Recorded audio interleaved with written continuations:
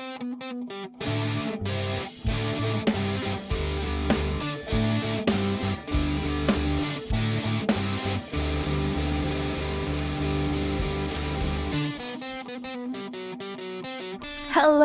my name is Gray. And my name is Crystal. And this is Bus Asian Beauties, a supernatural commentary podcast where I, someone who has seen this show several times, And I, someone who only knows the show through social media, discuss every single episode of Supernatural from start to finish. Also, we are both Asian. both Asian. So for today's episode, we will be discussing Season 1, Episode 13, Route 666, written by Eugenia Ross Fleming and Brad Buckner, directed by Paul Shapiro. If they hadn't lost that one script during filming of season 1, then they wouldn't have brought on these two randos, and then we could have been saved so many racisms throughout the rest of this show. But alas. I was gonna say, in the supernatural writers room, I feel like these people are fucking John-coded because they haunt literally the rest of the show. Like, from beginning to end. And I know that they disappear after this and then they reappear in like season 7. But like the fact that they wrote the penultimate episode of Supernatural like just boggles my mind. I'm pretty sure this episode is not well received. It is not. So like why did you bring them back? Why bring them back? Why bring them back? Right, you knew after Bugs to never bring those writers back, so you should know after Route 666 to never bring these writers back. Anyway, so Crystal, before going in, what did you know about this episode? It's literally a racist truck. There's a truck and it's racist. It's a ghost truck and it's racist. It's a truck that's racist. Oh, and also Cassie's there. Hi. That's pretty much it. Like, that's pretty much what happens in the episode. You knew everything. So we open in Cape Girardeau, Missouri, with a car just, driving down the road, all chill, listening to the radio. And I actually listened to what the radio was saying, and it was like about the weather, right? It's supposed to tell us that the roads are icy right now. And that's why the rest of the happenings probably occur. There's a man driving, and it's important to the plot that he is a black guy. Suddenly, a large truck, a monster truck, right? That's what it's called. Yep.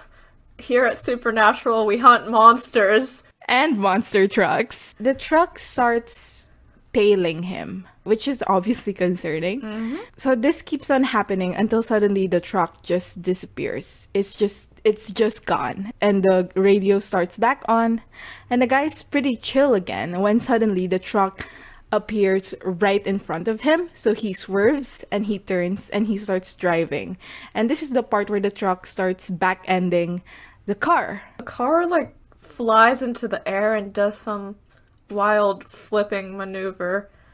And then after that, the truck starts, purring, like it's making happy truck sounds.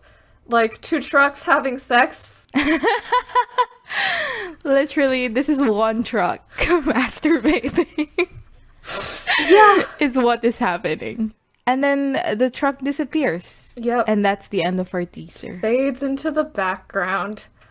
Right. I guess I want to mention here that the issue of this episode, which is anti-black racism, is serious and also really, really badly done in this episode.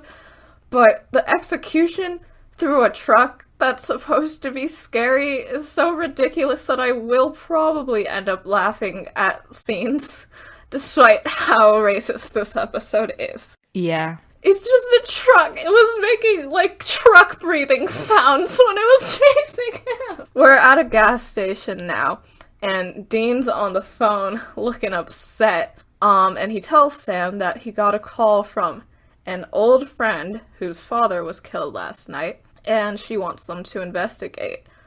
And he says she never would have called, never, if she didn't need us. Ooh, history.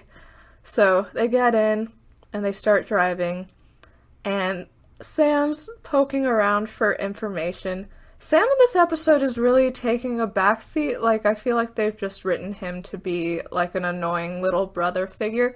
And it's funny, but, yeah, I wish he had a bit more time. Sometimes it feels like out of place. Like, I've had siblings with romantic interests, and I've never been like, ooh, like, it's just not how like my relationship with my siblings work.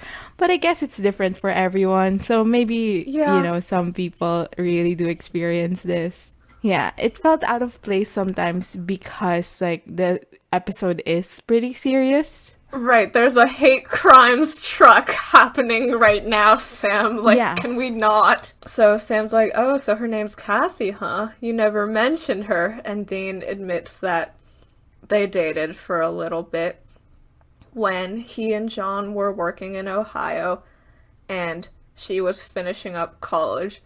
Also, I believe in the John's Journal extras, we find that this was a case that was worked at a sorority and that Cassie was sort of a journalist figure there. And I'm just thinking about Hookman and how Dean at 22 when Cassie's like a senior, like him like hitting on her as a college girl is like totally fine. But then he comes back at age 26 Yeah. to a sorority again, and he's like, ooh, my turn again. Like, shut up, Dean. Die. Sam asks how Cassie even knows that they are hunters. Dean doesn't reply, and Sam gets quite angry. He says, you told her the secret, our big family rule number 1. We do what we do, and we shut up about it. For a year and a half, I do nothing but lie to Jessica, and you go out with this chick in Ohio a couple of times and you tell her everything.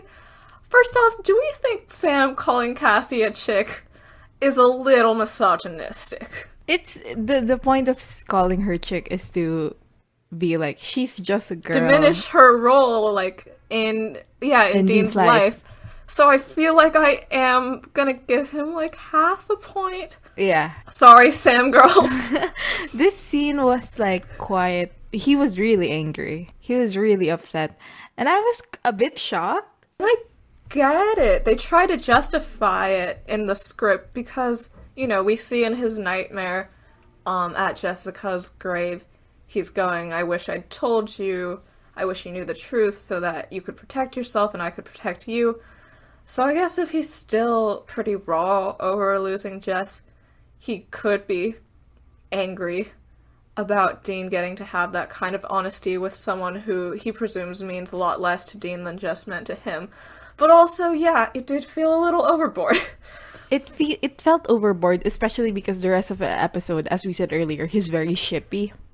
So it's like, Yeah. so where did that anger He's not go? like, hi, Cassie, so you're the hussy that Dean told everything about. He's just like, ooh, she seems cool. So we go to a newspaper office. So there are 3 people here. So it's the mayor, it's Cassie, and Jimmy. So Jimmy and Cassie presumably both work in the newspaper. Yeah, he's chief editor. Yeah, they're talking to the mayor about what went down with what we know now is Cassie's father. So the man who died earlier is Cassie's dad. Jimmy points out that 2 black people were killed on the same stretch of road in the same way in the last 2 weeks. And the mayor is like, you're too close to this. I offer my condolences to you for your friend who died and for Cassie whose father died. But this is nothing more than an accident, right? Imagine talking this way to someone whose dad died, like, yesterday. Yeah, it's quite rude, but also, like, I get what they're going for in that it's, like, supposed to be a professional setting. But also, like, I feel like they were doing this because they were trying to throw in the red herring, which is that the mayor is Right, that responsible. the mayor is the bad guy. Yeah, so it's like Ugh. a shock later when he, spoiler, dies, Right. And he, spoiler, is quote-unquote not a racist. Because go ask your mom.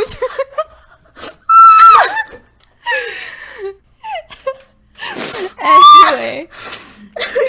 Okay, so at this point, Sam and Dean entered the office. So Jimmy, the mayor, and Cassie continue talking, and then the mayor leaves, at which point Cassie dramatically turns around and meets Dean's eyes and goes, Dean! this... Okay, so before everything, I just would like We to love say Dean that, Cassie. yeah, we love Dean Cassie. Like, that's his first love. It's so fascinating. I will be making fun of some of their scenes, but like, I just want to put it out there that this is like a ship that I support. I'm still on team Cassie should have gotten Lisa's season 6 plot.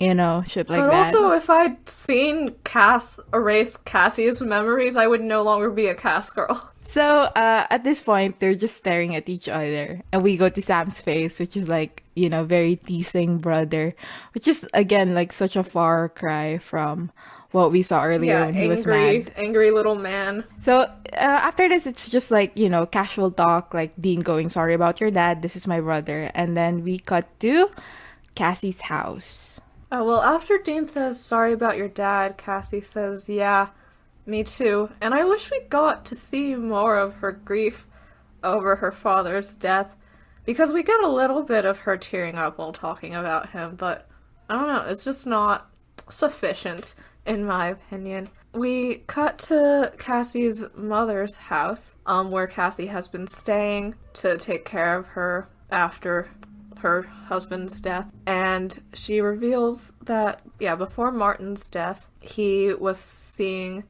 a big black truck following him on the road whenever he was driving, and that it disappeared and appeared, and that Martin's car ended up dented, even though there was only one set of tires, and his car was new and not scratched. So we get a little bit of Cassie's, I think, journalism and investigative journalism background in this scene, which I liked. I liked that she was involved in putting together the clues. And then they find out that the other black man who died on the stretch of road earlier was Martin's friend who co-owned the car dealership with him and died in the same way. And then Cassie says that she's a little skeptical about this ghost stuff. And Dean's being such a bitter ex, he goes, skeptical? If I remember, I think you said I was nuts. And Cassie says that was then, and then they just have another staring moment. Oh god, again, I love the ship. But also, this is sort of the result of the love interestification of every pretty woman on Supernatural. Like, realistically, her dad just died, and if she's going to be into Dean, it should be portrayed as more of a coping mechanism or an attempt to return to college times when things seemed simpler to her, rather than just like, Dean is so hot, he's making me forget about my dead dad. Yeah, I mean, it's undeniable that she was made to be a love interest, and that like her character traits were like to serve that purpose. I think they do it better here than they do it in previous episodes. Oh yeah, no, I think Cassie is a lot better of a one-off female character than like Andrea, for example. So Cassie's mom enters the room, and for some reason her voice sounds vaguely British. Did you feel that way? I don't know. I didn't notice. For some reason, I just didn't like her mom's acting in this episode very much, but I don't know if that was just personal taste or if you felt that way too. They were going for the skittish, like afraid person. Especially like later on when we really get to sit down with the mom. The acting was a bit like, it's a lot. Yeah. Right, so Dean tries to ask her some questions, and she refuses and leaves, and then we cut to the night near the road that we saw our last death, and there's a crashed car, and Jimmy from the newspaper office is dead and bleeding in it, and then behind him, the black truck is there, and it's doing its little masturbation sounds again.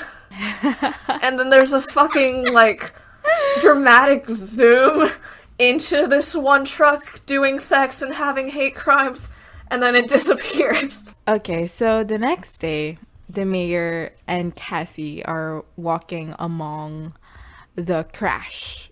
Like the mayor is like, "Oh, Jimmy meant something to the town, etc., etc." And then Cassie is like, "This is where we really see that Cassie has like a very spunky attitude." She was like, "Oh, your bessers seem to be dropping like flies. Clayton, my father, Jimmy." And then she recommends that the road be closed because, black men are dying in it. The mayor stops this idea and says that, like, it's the main road. We can't close it. These are accidents, and accidents happen. Sam and Dean appear. They start asking questions, and Cassie introduces them. The mayor says that there's one set of tire tracks again, like last time, so there's no sign of foul play. Cassie starts talking about how if the victims were white, would they close down the road? And the mayor says, like, are you suggesting I'm racist, Cassie? Oh, this is I think, like, we haven't mentioned, but, like, the mayor is white, right? Yeah. So, yeah. No, he's a pale little man. And the mayor is like, are you suggesting I'm racist? I'm the last person that you should talk to like that. And Cassie goes, why? I'm the least racist person in the entire world, Cassie. And then, like, the mayor says, you should ask your mom why I'm not racist. And, like, your mom wasn't calling me racist when I was in her bed last night. Literally, like, I remember watching this, like, a while back. I'm being so confused by this line because, like, what does it even mean? What does it mean, sincerely? And, like, we figure out later. Oh, yeah, we figured it out later. It's like you slept with her white mom after the death of her black husband, and that makes you not racist, Mr. Mayor?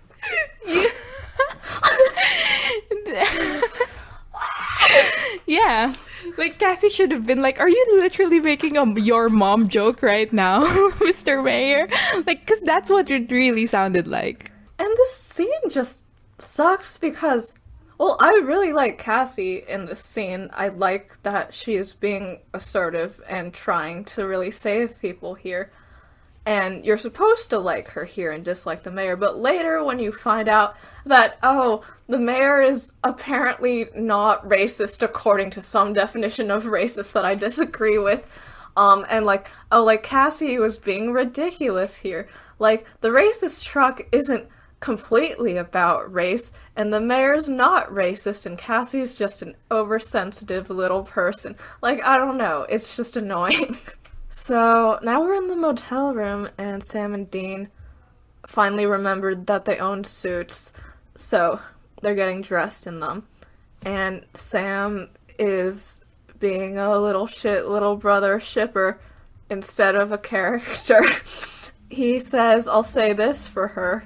She's fearless. Why did you say, I'll say this for her, Sam? What do you have against Cassie, Sam? Huh? Yeah. And he says, yeah, I bet she kicked your ass a couple of times. And then Sam goes really hard on the teasing, where he tells Dean that they never really look at each other at the same time, and they're sort of just checking each other out while the other turns away. And he says it's just an interesting observation in an observationally interesting way. Yeah. Is that what you wrote on your polycentric social norms paper, Sam? Yeah, is that what you wrote in your Stanford papers, Sam? And then Dean tells Sam that they have more pressing issues here. And it's true that they do. I do think it's very odd that the two plot lines of this episode are anti-black racism that resulted in murders and, like, a fun little side romance. It's weird. Yeah, and it's like, is this the only way they can justify having a black character who's a romantic interest? If the case is also about being black. Yeah, they literally brought her on to this show because it's an episode about white people being racist. So they basically just gave Dean armor by employing the timeless "I can't be racist, I have a black girlfriend" excuse. Like, that is what the writers are doing. They get out of the motel and they go to a fishing dock where like two guys are playing cards. So they introduce themselves as Jimmy's insurance company representatives. Dean says like, we're just here to dot some I's and cross some T's. And I remember this line. Like, I remember this line specifically because I thought it was like an interesting way to say what he was trying to say. Yeah, I think it's a fairly common, well, not fairly common, but yeah, it's a phrase people use to mean like putting the finishing touches on something like paperwork related. I've actually never heard it, like prior to hearing it on Supernatural. So maybe it's just not used around here a lot. Yeah, I think it's just an older phrase. Yeah, maybe so. Anyway, so they ask if like Jimmy had any unusual experiences about maybe seeing things. Dean mentions a truck, so like if Jimmy ever saw a black truck. And it's important to note that like they're talking to two guys, right? The one that they're mainly addressing is white, and then the one eating lunch with him, sort of sitting in the back, is black. Yeah. So the white guy was like, "What are you guys talking about? Are you speaking English even?" The first time the white Winchesters have experienced racism. And the black guy chimes in and says like, "Oh, I've heard about a truck." And Sam like asks, "Oh, where have you heard of a truck like that?" And the guy clarifies that it's not about where, it's about when. So back in the 60s, there were like a bunch of deaths happening in this place in Missouri. So black men were disappearing into a big, nasty black truck. They never catch the guy who did it because they probably didn't even look. And the man says that like, there was a time this town wasn't too friendly to all its citizens. yeah. Because racism ended in the 60s. So they leave. And then Dean mentions that, you know, a truck keeps coming up and mentions the Flying Dutchman, which never heard of. Have you? Yeah, he's some ghost pirate guy, I think, who haunts like a pirate ship and like, I don't know, drowns people. I don't really know. He's a character in SpongeBob. Oh, interesting. But no, he like is a legend mostly and a SpongeBob character tertiarily. Okay. Sam clarifies that that's a ghost ship. So what happened with that ship was that the captain's evil spirit like basically infused into the vessel. So it became a part of him. And so Dean like suggests that they're dealing with the same thing. And this guy who was killing or kidnapping black men back in the 60s is basically doing the same thing now. They also figure out that it's connected to Cassie in a lot of ways. So Sam suggests that Dean go work that angle, you know, teasingly, like, you go work that angle. Go talk to her. And then they do that. So Sam, what does Sam even do here? He literally does nothing. Yeah, Sarah's like, you go have sex with Cassie instead of solving the mystery, and I will sit in my motel room. Yeah, I will have a boys' night out in my motel room. Sam's like, and while you're there, you should probably mention something else. And Dean's like, what? And he says, well, there's serious unfinished business, and asks, what is going on between you two?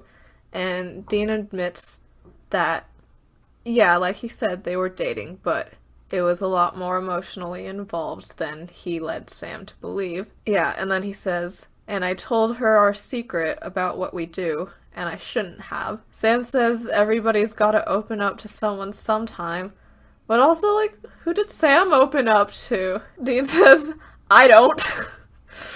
And he says that it was stupid to get that close. Look how it ended. And then Sam says, after a lot of making mischievous looks at Dean, he says, you loved her. Dean sort of doesn't deny it, but also doesn't confirm it. And then Sam says, you were in love with her, but you dumped her. And Dean looks, like, really sad. And Sam's like, oh, wow, she dumped you. And Dean's just like, get in the car, so I can drop you off back to the motel where you will sit in silence as I have sex. Yeah, so now Dean's showing up to Cassie's house, and Cassie's been typing up a tribute story to Jimmy. And she tells Dean that this newspaper used to be owned by some racist white family called the Dorians, who would only hire white people for the newspaper. And after they sold it, Jimmy became the first black reporter, and then became editor, and her mentor. She asks Dean where Sam is, and Dean's like, he's not here. And also, did you ask your mom about what the mayor said? Mom, did you fuck the mayor? Yeah, Cassie says I did, but she didn't want to talk about it. I'm just gonna point out that, like, this entire scene is happening in, like, a big frame, in a big door frame, right? In a hallway frame, I they're guess. standing on opposite ends, backs to the walls. And it's a pretty good shot. Yeah, it's a pretty shot, and there's rampant sexual tension. Yeah, so and like you can see the distance, and you can see as they slowly close in the distance, and it's really fun. It's a really fun scene. Yeah, I think I've seen GIF sets of later in this scene, and like it made me quite crazy about Dean Cassie for like a few days. Cassie's like, just ignore that question. Dean says, could it be because without him here, it's just you and me, not you, me, and Sam, which would be easier? And Cassie sort of starts trying to explain, and Dean turns away bitterly and is like, forget it. We'll keep it strictly business. And then Cassie is like, oh, I forgot you do that. And Dean like asks her to clarify, and then she says that whenever we get close to anywhere in the neighborhood of emotional vulnerability, you back off or make some joke or find any way to shut the door on me. And Dean was like, let's not forget, Cassie. Let's not forget who shut that one final big ass door. And Dean like continues on and is like, who took the key and buried it? High school drama club of it all. Yeah, exactly. And Cassie was like, are we done with this metaphor now? Which is exactly what I felt as well. Like I too was asking that question. And Dean was like, I was upfront with you and then you nailed me for it. Which is such a line. Yeah, Dean was like, I suffered more than Jesus on the cross when you broke up with me. You crucified me, Cassie. You put Inri on top of my head. And then, like, Cassie is like, this guy who I'm with, the guy that I want in my future, which is such a jump to know that she was actually thinking of Dean as, like, a for realsies, like, life partner. Was like, oh, okay, so that's why it's this intense. And then, like, she says that you told me that you professionally pop ghost, and Dean was immediately like, I didn't say that. And then Cassie was like, I thought you just wanted to leave me, and if you did, that's fine, but you didn't have to tell this insane story. And like Dean was like, it was the truth, and it didn't sound as insane when right now you think I can help you. Yeah, and also his voice gets really high and pathetic on, it was the truth, Cassie. Yeah. And like, I enjoy a pathetic Dean. I would really like to hear this season 1 Dean voice line against his like, I'm season 15 Dean like voice. And I'm gargling rocks for no reason. Cassie was like, I thought you just wanted to dump me. And then Dean, like, still like, you know, riled up, was like, let's not forget who dumped who. And Cassie goes on to say, I thought it was what you wanted. Dean says it was not. Cassie goes, I didn't mean to hurt you. Dean goes, you did. Their faces are so close at this point. Yeah. Like every single exchange, their face gets closer and closer together. And so Cassie says, I'm sorry. And Dean says, yeah, me too. And then silence. And by silence, I mean the most in-your-face music starts playing. Literally, like, they could have put Careless Whisper in and it would have been less obvious. Yeah, like the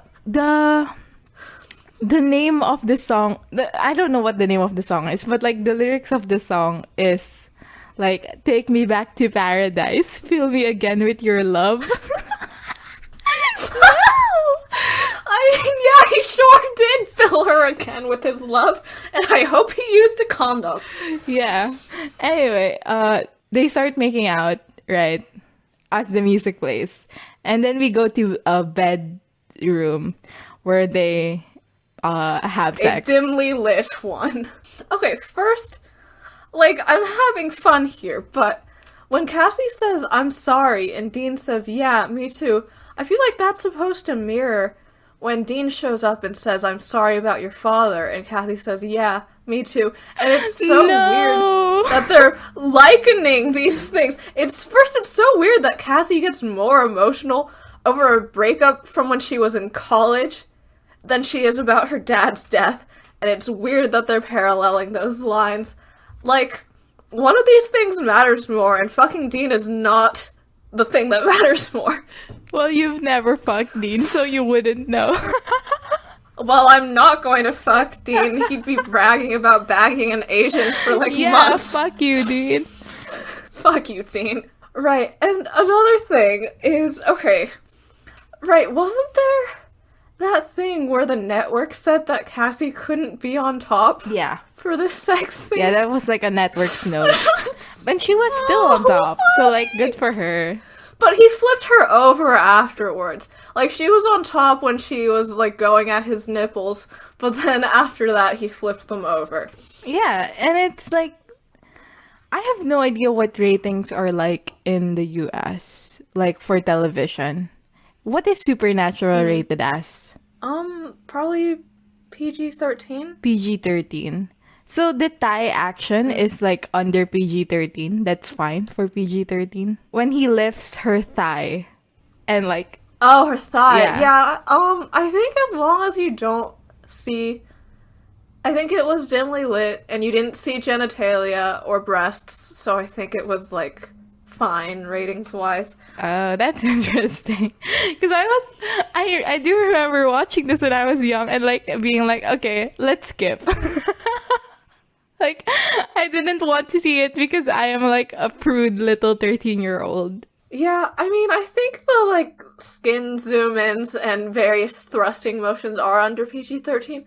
I think that her going at his nipple is something that I don't really see in most fade to black-esque sex scenes, but, like, Cassie deserved it. Good for her. Yeah, so now we're at the mayor outside, and then the black truck pulls up and is making noises at him, and then he starts running, and the truck hits him, and he rolls down a hill. Now, maybe if Sam hadn't been sitting in his motel room all night, or Dean hadn't been having sex all night, they could have prevented this. But also, of all the deaths in this episode, if they had to pick one to not prevent, like, I don't feel a great loss at the mayor's death. Oh, something I want to bring up. Like, the concept of people staying in their hometown. Is that common? Because, like, I've been fascinated with this since Dead in the Water. Because those guys literally just stayed in their hometown. And I was, like, wondering, like, is this like, a generational thing? When you've been there for generations, and that generation specifically, like, you stay behind. Yeah, probably so. Like, if your family has history in a city or a town, you'd probably be more likely to stay if you want to be a part of that history. Oh, yeah, that I makes think sense. since, like, my parents are immigrants, and we don't really have a lot of extended family in the United States, I feel that I'm not particularly tied to any city. But, yeah, I think if you've been living here for a lot of generations, then, yeah, this is probably home for you. Yeah, that makes sense. So, Cassie and Dean are lying in bed. Dean is no longer trans because his tits are out and Cassie's aren't. Cassie's jokingly saying that they should fight more often. And then she mentions that they were always pretty good at fighting, meaning having sex. This we were good at. It's all the other stuff, not so much. And I thought that this was a very good insight into their relationship, because the way that I see Dean Cassie, like, portrayed in a lot of fan fiction and Tumblr posts is just this perfect college romance, no problems, like they go on cute milkshake dates, and most importantly, Cassie therapizes Dean and makes him realize that he can live a life outside of John. But, like, no, their relationship was actually quite complex and not just Dean-centered. And, like, the attraction was there, but they struggled with communication and with the romantic aspect. So it was that, and not just Cassie being yet another Dean therapist and spoon-feeding him applesauce or whatever people wanted from her. Dean says, I tried. I told you who I really was. That was a big first for me. And now I'm remember in episode 2. When he was like, I've never been honest with a woman. Like, he literally was just straight up lying at that point. No, actually what I was thinking was, okay, he said, like, okay, fine, I'll tell you, we're not actually park rangers, and that's the most honest I've ever been with a woman. Like, honestly, yeah, the most honest he's ever been with a woman was like, I'm not an undercover college student. I pop ghosts. That is the most honest he's ever been with a woman. It's the same amount of honesty. Yeah. He says that he told her because he guesses he couldn't lie to her, which is kind of sweet. Yeah. So Cassie tells Dean that when he told him that, like, she thought that he was crazy and was scared. And then she says, actually, maybe I was looking for a reason to walk away, which is a weird departure from the guy that I hope to have in my future, right? Like, now she's like, I tried to break up with you on purpose. It's weird, it's inconsistent. What do you think? I think, like, actual relationships are that, like, you know, like that. But, like, this is not an actual relationship. This is a fucking TV show. So they should have been more consistent. And then Dean, in a line that doesn't seem, I don't know, it didn't make that much sense to me to have it come now, but then he says, yeah, in my work I see some horrible things, but working things out with you, like, the implication being like, that's the most horrible thing ever. Yeah, but this is unprompted. Like, he said this unprompted. Right. She was like, yeah, we broke up because I was scared. And he was like, working things out with you would be just absolutely awful. Well, he just means that he'd be scared as well, but, like, come on, Dean. But Cassie is like, you know... Yeah, Cassie's jokingly like, I'm a scary one, alright. Yeah, she says things get worked out when you really want them to. But then at the end of the episode, she's like, I'm a realist, this isn't gonna work, bye. Like, she feels like her commitment to this relationship is written very inconsistently, and it's pretty clear that she's just there to have Dean's reactions show something to the viewer instead of, like, being a person herself. Yeah. And again, like, she's the most person that we've seen be like love interest. Yeah, she's the most person woman that we see, besides maybe Missouri. But, like, but still, yikes. Yeah. She is not consistently written. Dean's like, well, I'm still really involved with my dad's work. Your dad's, like, in Sacramento and told you not to come looking for him. Like, whatever.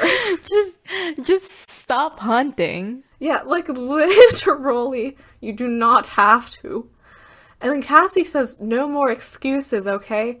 From you or me. Again, implying that she wants to work for this relationship and wants it to continue, which is not consistent with the ending, but whatever.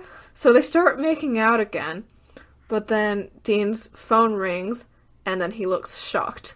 So, Sam is talking to a cop, probably, like, introducing himself, and he's like, oh, Dean's with me, as Dean comes in and the teasing starts. So Sam is like, "You didn't come home last night," which again, like, they're in the middle of a crime Like, scene. there's a man dead, like, on the hill right there, Sam. Yeah, like there's still blood on the snow, dude. And Sam is like, "Oh, you didn't come home last night, didn't make it back to the motel." So Sam, this line I like. Sam says like, "Guess you guys work things out," and Dean like snickers and he says, "We'll be working things out when we're 90." So, like, how do you interpret that line? Okay, see, when I've seen it written in Dean Cassie posts, it's always like, oh, he wanted to be with her until she was 90. But hearing it with Dean's tone in the episode sort of just sounded more like, We're fighting I'm all not the gonna live, time. like, I'm never gonna work it out because I'm not even gonna live to 90. Like, I'm just putting it off, it's not happening. Yeah, like what I thought of it as like, you think we're gonna work it out now? We're gonna be working it out for life because we're never gonna work it out or something like that. Yeah. But it's still Yeah. like such a line, and It's sweet. yeah, it's Yeah. sweet. And then they start talking about what happened. Sam says that every bone is crushed and internal organs are pudding.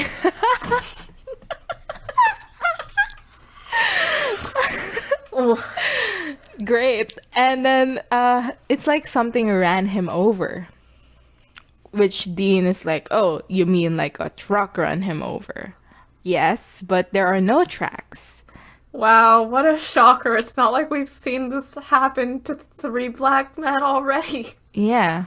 And then Dean was like, oh, why the hell is the mayor here anyway? Sam clarifies that he owned the property and it was bought a few weeks ago. That's gonna be important for some reason that I don't really understand. And then Dean asks, like, he's white. Why did he die?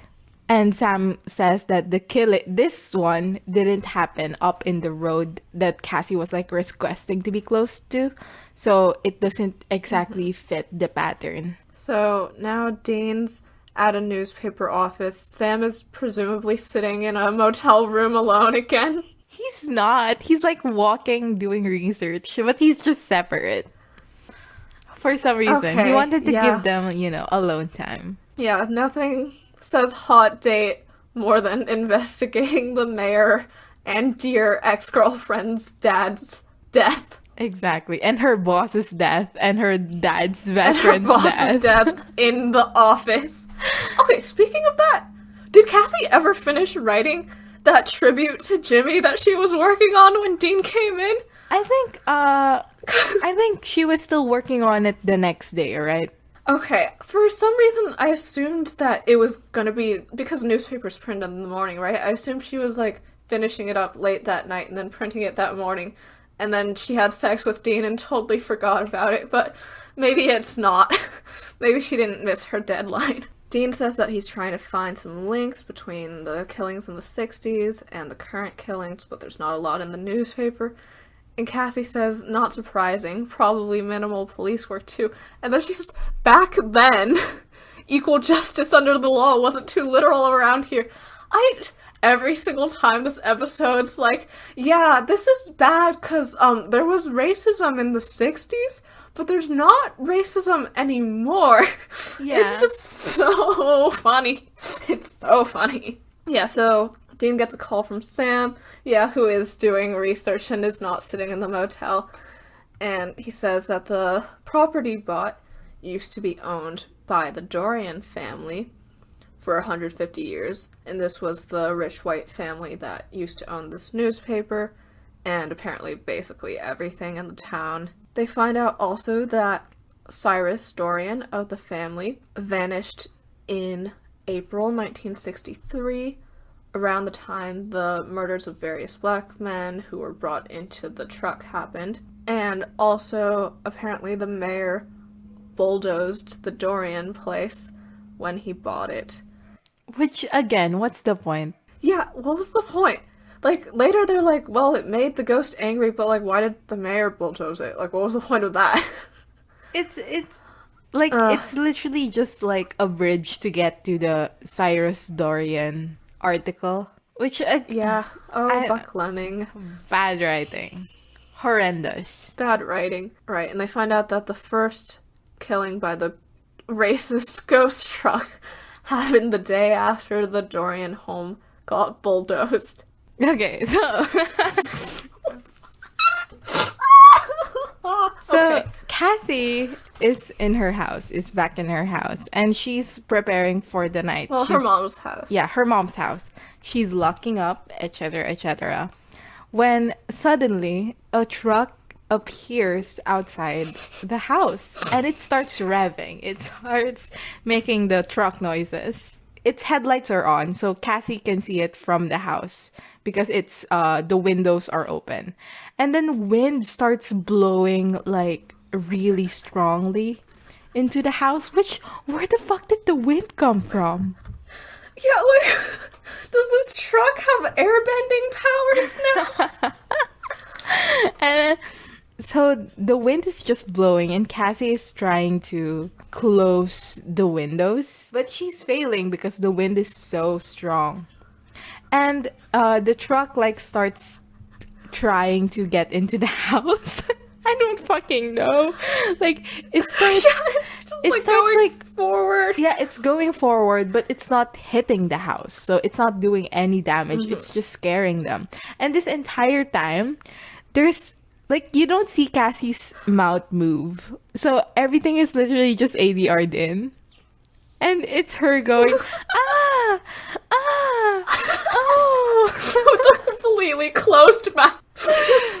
At some point she was like, oh, okay, this is not gonna work out. So she goes to her phone and dials Dean, and she screams, Dean, Dean, and the scene ends. And it's shot so funny. There's like weird zooms in on the car and on her face. Yeah. And like Yeah. the ADR is what took me out because like it's so because they keep on zooming on her face, right? But her mouth is not moving. So it literally like looks so ridiculous.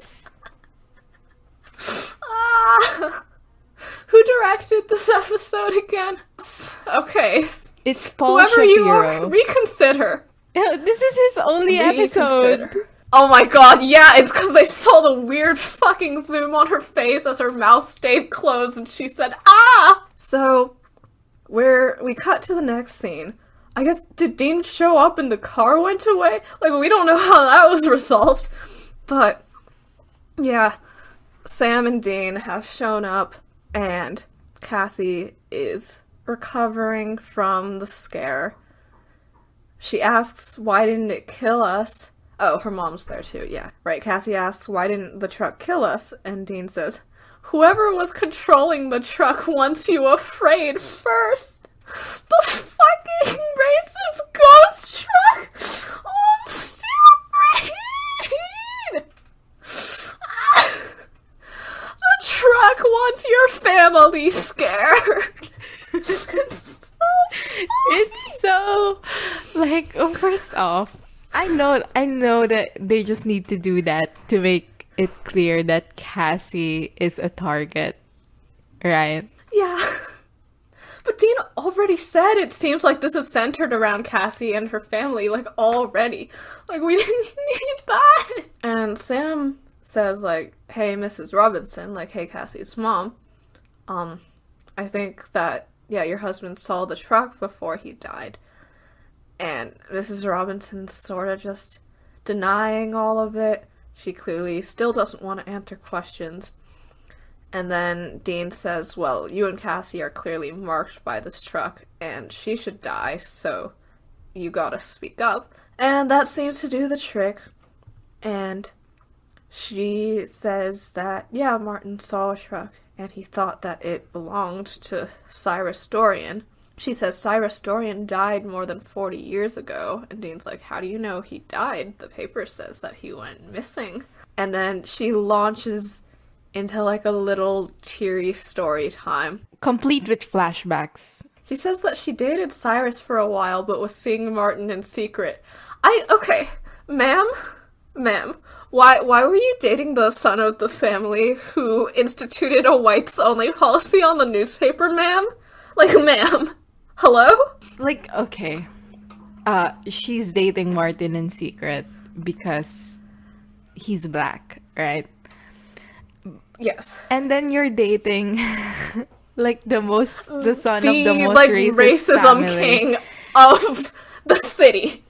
Yeah, and then you tell him, you like I'm not like victim blaming, right? Like this is definitely, it's Right. not her fault. But like at some point you should have just been like, we have to get out of here now. Like you, me, Yeah, it Martin and just... I, like we should go. Yeah.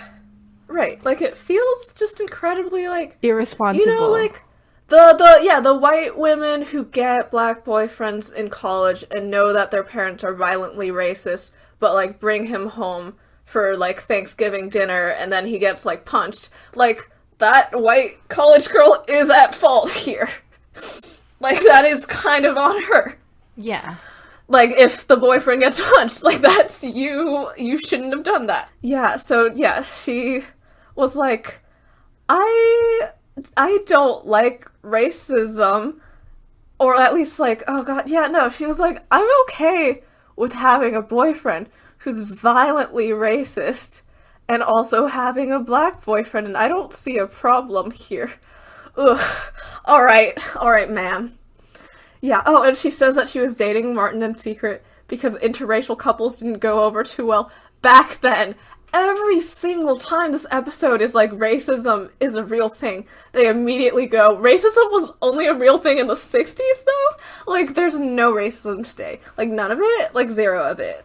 Like, come on, guys, come on. Like, they literally had to make the racist truck like a fucking ghost truck from the 60s to even allow the truck to be racist.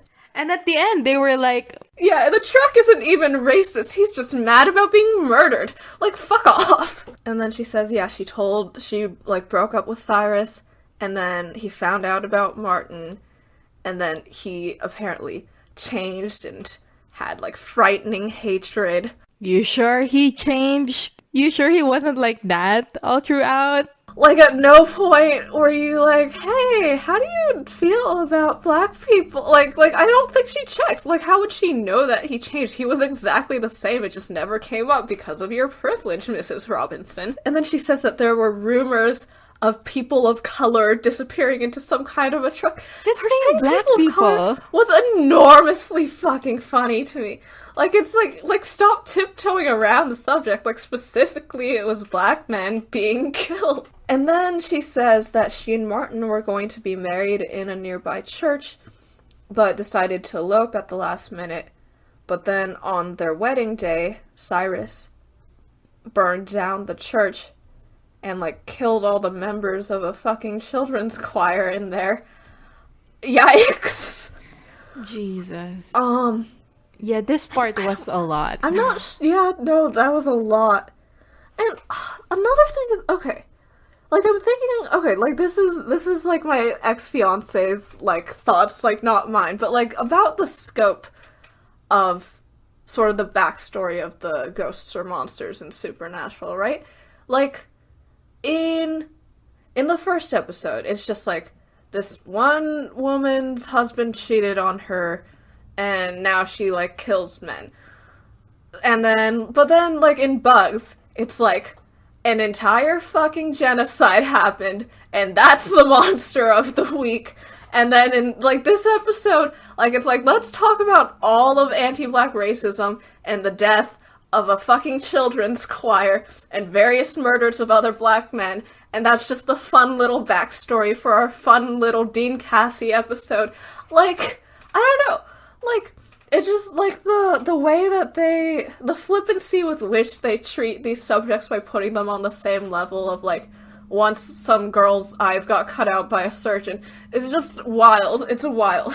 I think they tried. They, like, again, like, Right, they were like, we're gonna be progressive by trying to tackle all of racism racistly.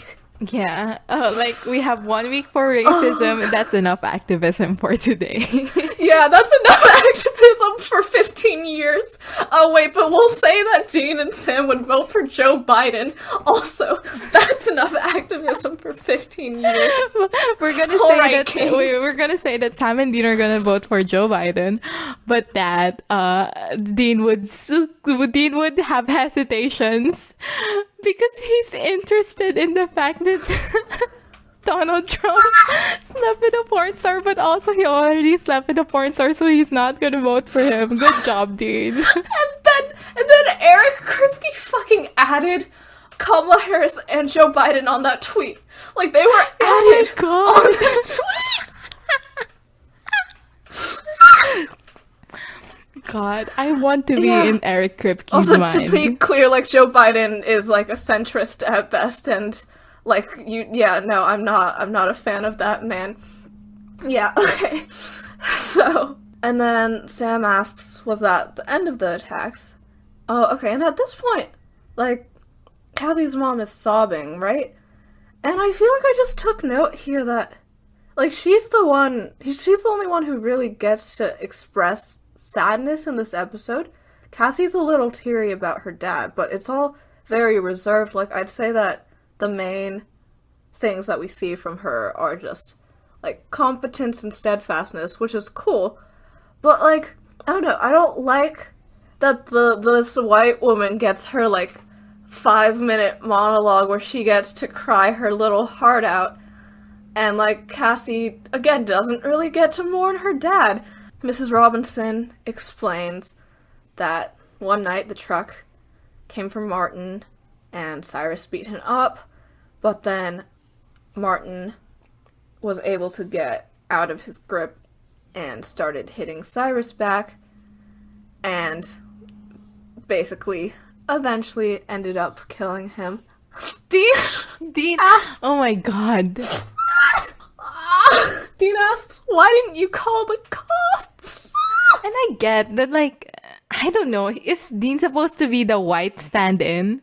Right, no, I think he is supposed to be the white audience. I think that they did mean for his comment to come off as ignorant. But it's still so funny. And also, remember earlier when Cassie was telling Dean about the whites-only policy that the Dorians put on the newspapers, and he does, like, a little uncomfortable head shake? I kept thinking about that post, that Succession post that was, like, it was, like, shaking my head and frowning to show that I disapprove of Roman fucking the fascist. Like, literally, like, Dean shaking his head and frowning to show he disapproves of an all-whites policy in the newspaper. It's that line I knew immediately when he said it, and I was like, Crystal's gonna roast the shit out of this guy.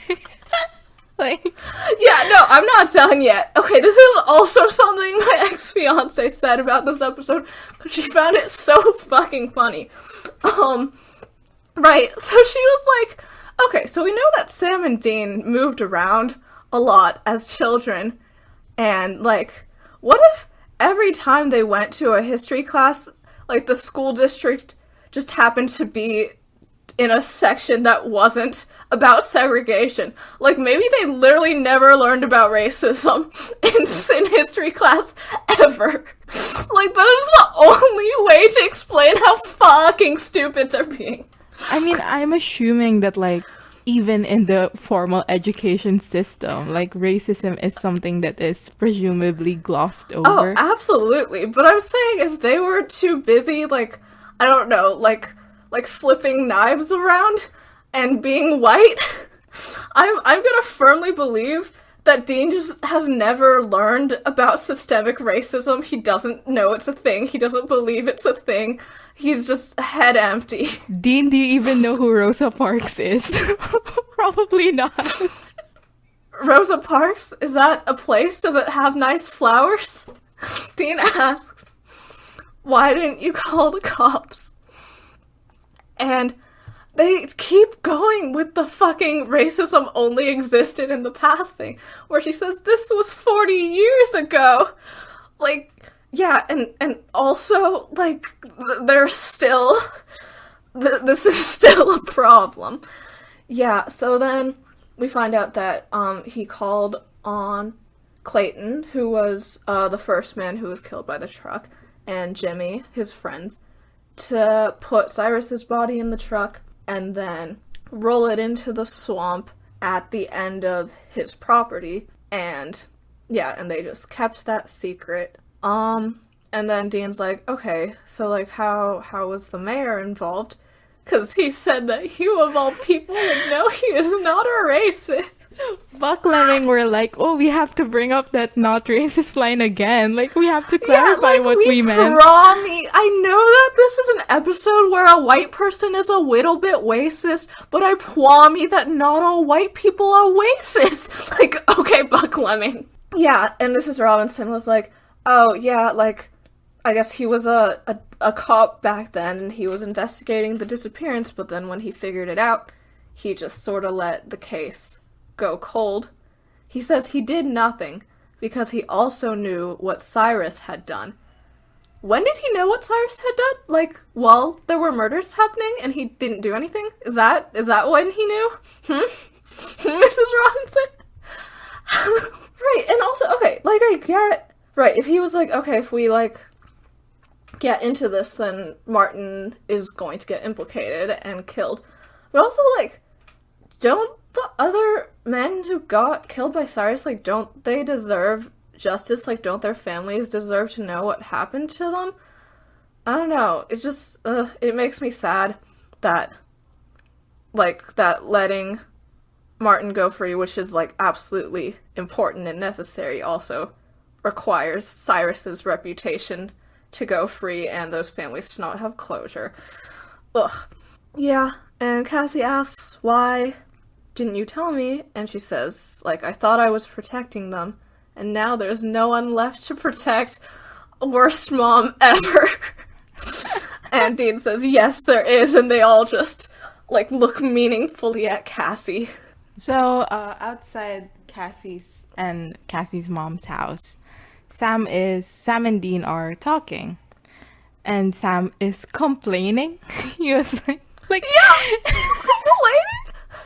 We just found out about hate crimes truck doing so many hate crimes. You just hear the most tragic story to ever been told. You just learned that racism exists, Sam, for the first time in your life.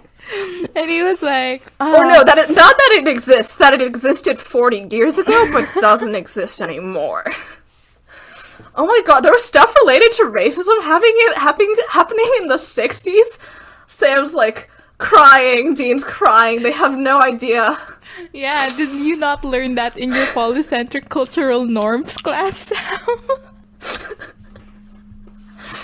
Anyway, so Sam is complaining. He's like, my life was so simple. Like, I just had to do school, do exams, and then he mentions I didn't know about racism. I had to do my paper on polycentric cultural norms, which I get. Like, I heard this and I was like, that's funny.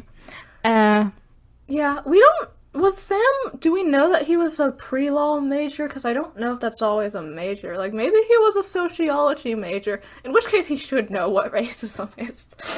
Everyone should already, but, like, he really should know by now.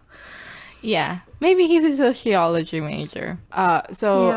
Dean's like, I guess you from a boring existence. And Sam says, occasionally I miss boring.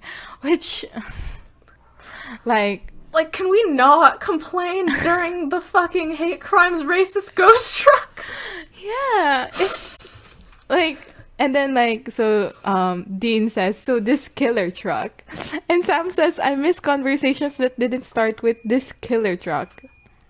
Which, why does the transcript say, I don't know. Does he, like, sigh or something? That's so funny. Anyway, what's the point of it all? What's the point of this discussion? Like, they think that the reader still didn't get that Cyrus Ghost infected an evil racist ghost truck and that they need to dig it out of the swamp. Yeah. Like, I think it's just exposition. Yeah, Yeah, and it's then they literally mentioned that like pointless this ghost woke up because of the because house. his house got like demolished. Right, so they're making plans to get the body from the swamp, and then Cassie shows up. Hi, Cassie. Um, So she says that her mom's asleep. How can I help? And Dean starts like instructing her on what to do. So like, stay put, look after your mom. We'll be back. Don't leave the house. And Cassie like smilingly, jokingly says, "Don't go getting all authoritative on me. I hate it." she's so cute. I like her so much. Yeah, Dean is like a little bit flustered by this, and then he says, quietly, he says, "Don't leave the house, please." Oh, that one is cute. Yeah, yeah, yeah. Dean could be a male wife as long as he tried hard enough, but he's failing in most places, but not here. Yeah, he goes to kiss her, and then Sam and Dean leave. Sam is also like, yeah, making a lot of sounds Oh trying to yeah, get them to yeah, yeah. stop making out to go. Yeah. And okay, at first I thought that Dean flipped Sam off because I saw him like extend a hand behind him. I think it was just like a pointer finger, like, wait a second. So they're at the swamp now. They've somehow obtained a tractor that they're using, and they've somehow very quickly found this truck, and they're pulling it out of the swamp. Yeah, Sam says, "Now I know what she sees in you. Come on, man, you can admit it. You're still in love with her." Dean says, "Can we focus, please?" And again, for surprisingly, I'm agreeing with Dean in this episode. Like, can we focus on getting rid of the hate crimes truck first, Sam? Come on. It is nice that he is still in love with her. They open the car door, and there's Dorian's body. So they start salting and burning it, and they're like, okay, that should be it. But then the fucking racist ghost truck shows up again and is making sounds, and Dean's like, well, I guess not. Okay, I know that the implication is that, like, Dorian's spirit, like, became infused with the truck. But just the fact that, like, they burned the body, and then it's the truck that's attacking them, like, it literally feels like the truck is a sentient creature, and this is the ghost of the actual truck, and the truck itself is racist. Like, it's not even Dorian, like, it's just a truck that's racist. Mm-hmm. And, like, we've seen the Impala go to heaven, so trucks can be good, and this truck is going to hell. Goodbye, truck. So Dean like tells Sam that he's going to distract the truck. God. Fucking truck! And then so Dean hops into the Impala to start driving away, and Sam's like, "What? How the fuck am I gonna burn a truck?" It's so funny they have to burn the truck because the truck is racist, and that's the corpse of the truck. Okay. So Sam's like, "How the hell am I gonna burn a truck?" And then Dean's like, "Figure it out." Dean starts driving away, and Sam like he's on a call with Sam, right? And Sam is like, "Give me a minute, hang on." So he hangs up and calls Cassie and asks Cassie for directions for somewhere, which at this point we don't know yet. So he calls Dean back and starts directing him around the town. So like he's telling him to go here, go there, turn this street, turn that street. And there's one cool shot here where like Dean is supposed to make a turn. So he lets the truck pass him by, and it's in slow-mo. Did you see that? It was pretty cool. Yeah. Did you know the original idea for this episode is that it's supposed to be like a 42-minute long drive, like chase scene? What? 42 minutes? Yeah. Like it's supposed to be like a chase What? scene. The whole time. Yeah, I suppose. Why? Like it's not like I have no idea. I think that was what's in the original the original script. So you're saying Buck Lemming made it better? No, like I mean, like a 42-minute Okay. chase scene could have been good, right? Right. Yeah. you seem you seem unconvinced. I don't know. I just don't care about cars. No, but I'm just bringing it up because like we see like glimpses of that in this chase scene, right? Like Yeah. there's pretty cool car shots. Maybe there'd be less racism if they were just stuck in a car the whole time. Like Sam ends up telling Dean to like go exactly in this place at exactly this distance, and so Dean goes there, and then he just Yeah, stops. 0.7 miles. The truck starts revving and then racing towards him. It keeps on going and going, and just when you think it's gonna hit Dean, it disappears into thin air. And then, like, Dean is, like, confused as to what happened. Before the truck disappears, Dean's waiting there and the truck's getting closer and closer. And he's asking Sam what to do, and Sam's like, do exactly what you're doing. Bring the truck to you. And I was like, society, if this was still the asylum Sam from episode 10 and he just pretended he'd gotten better, and this was his long con to finally kill Dean at last. Anyway, so what actually happened was that, if you recall, like, Cyrus burned down a church with all the children in it. And this was where that church was. So, church ground is sacred ground. And so, some spirits die when they reach sacred ground. So, this truck went into the sacred ground and disappeared because it's now gone. But it only happens sometimes. So Dean was like, "So you're telling me that you might have been wrong? Like, what would have happened to me?" And Sam was like, it never occurred to me that I might be wrong." And Dean And he looked does a visibly little upset. sturgeon face. Yeah. Oh, yeah, no, that's a great Sam moment in this episode. God, okay, I think I read on the wiki that this was basically the only time the, like, hallowed ground, church ground rule has been used in Supernatural. Yeah, I don't think it ever happens again. And also, like, it's annoying. It annoys me.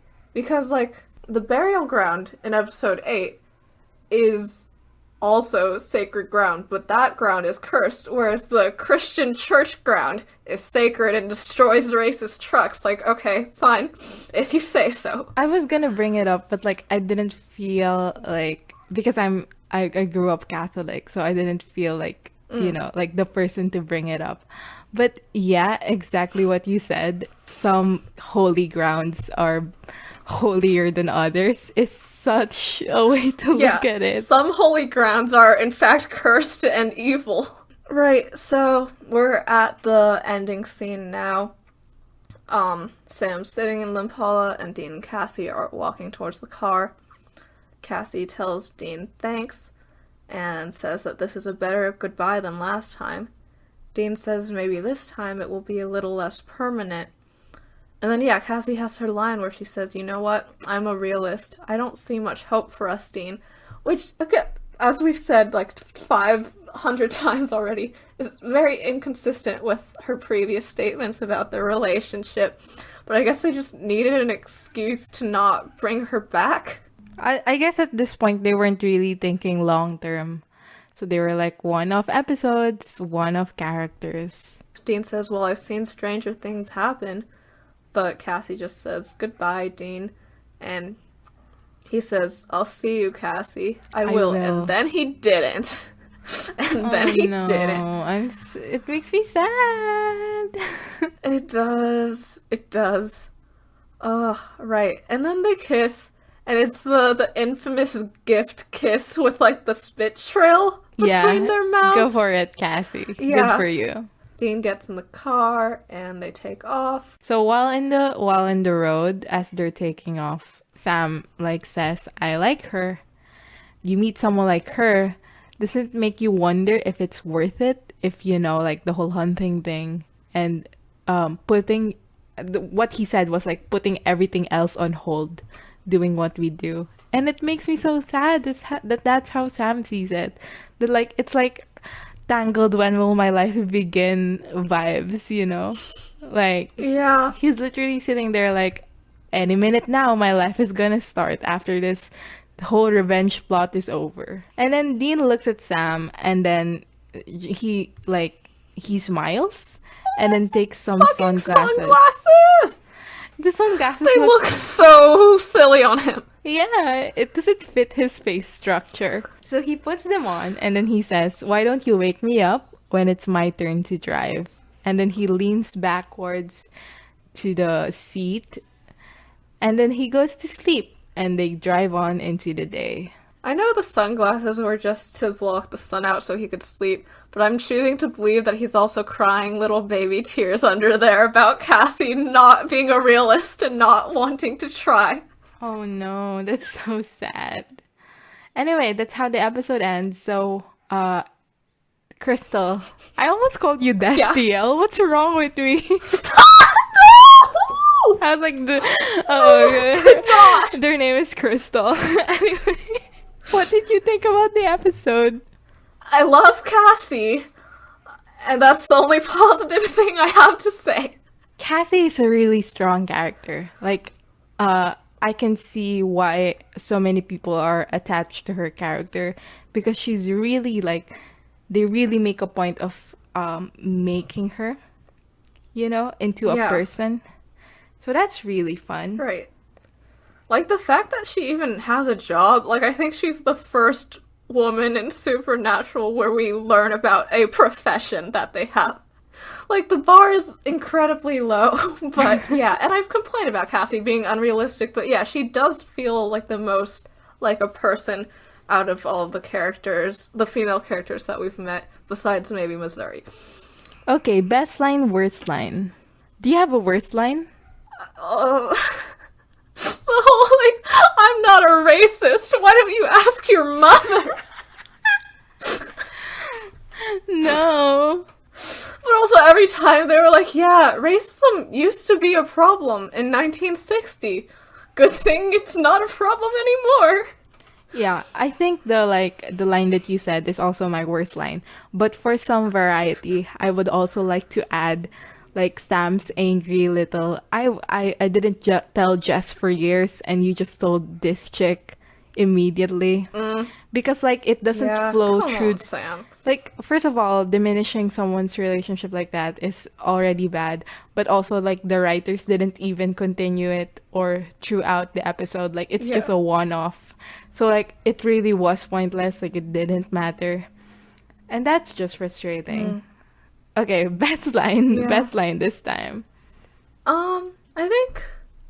I think maybe the line that I probably get the most mileage out of is Cassie calling Dean the guy I'm hoping might be in my future. I feel like that tells us a lot about their relationship. I think I really like the "we'll be working things out when we're 90." Again, like we've talked about it and the way fandom interprets it. But I think it's like a fun little line of Dean. Like it could be interpreted many ways. It's fun. It's like it made me go, "Oh, that's kind of cute." Okay, IMDb rating. What's your guess? Okay, yeah, I don't know. Okay, I think it's gonna be rated higher than Bugs, but I know that this one is often cited as one of the worst episodes alongside Bugs. The racist truck plotline was ridiculous, but I also know that this episode was one of the more watched Supernatural episodes, but probably only because people wanted to watch the sex scene. So, I don't know, like 7.7? 7.7. Yeah. Bugs was a 7.0. Yes. And since then we haven't dipped below an 8. Yeah. Yeah. Our lowest before that was season 1 episode 2 at 8, right? I'll go halfway. So 7.5. 7.4. Oh, you did pretty good. Yeah, but not good enough. Let's check it out. Oh yeah, I want to see exactly what people have to say about the racist fucking truck. It says tacky monster truck, so true. Probably the weakest episode of season 1. Have you seen Fate? I'm so mean. Fate is better than this one. Fate is better than this episode. Yeah. Oh, they called the sex scene awkward. What did you have against Cassie going ham on Dean's perky nipples? I like the fact that the series tackled the issue of racism Tackled the issue of racism? and had felt that they would give the subtle social and political What? subtext of the subtle show. social and political subtext of the show? Where? Where is it? No. Like it says Where? though, like the message in the episode is far from subtle though, with the references nearly in every scene to the point they're of lecturing. saying that they view Supernatural as a show that does well with subtle social and political subtext. Yeah. Oh, literally who and how and why. I'm not defending racism. An actual line in a review. Oh, someone said Cassie did not seem like someone who would want to hang around Dean if she was well educated. I did not buy them as a couple and didn't enjoy the lengthy love scene. Joe was more Dean's style.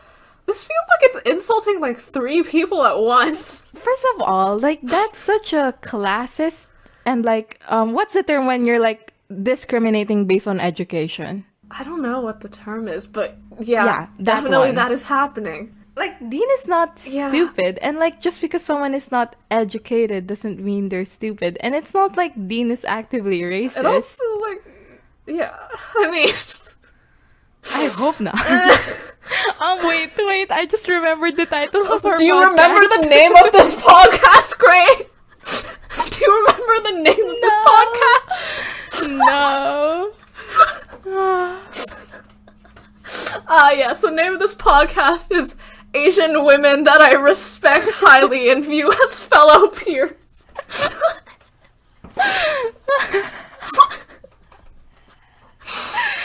Yeah, okay, first, it's ridiculous to think that Cassie having gone to college means that she doesn't want to be with Dean. Like, that makes no sense. Clearly they had things in common and enjoyed their relationship enough for her to, like, think that maybe she was going to marry him someday. So, incorrect. Bad. Joe was more Dean's style? Like, are they calling Joe stupid? Like, what? Yeah, that's...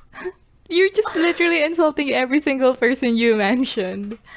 That's it for this episode of Busty Asian Beauties. Next time we will be talking about Season 1, Episode 14, Nightmare. Leave us a rating or a review wherever you get your podcasts. Follow us on social media. We are on Twitter at twitter.com/beautiespodcast and on Tumblr at bustyasianbeautiespod.tumblr.com. Our official tag is babpod. Okay, you can email us any feedback, comments, or inquiries at bustyasianbeautiespod@gmail.com. See you guys next time. Bye! Bye!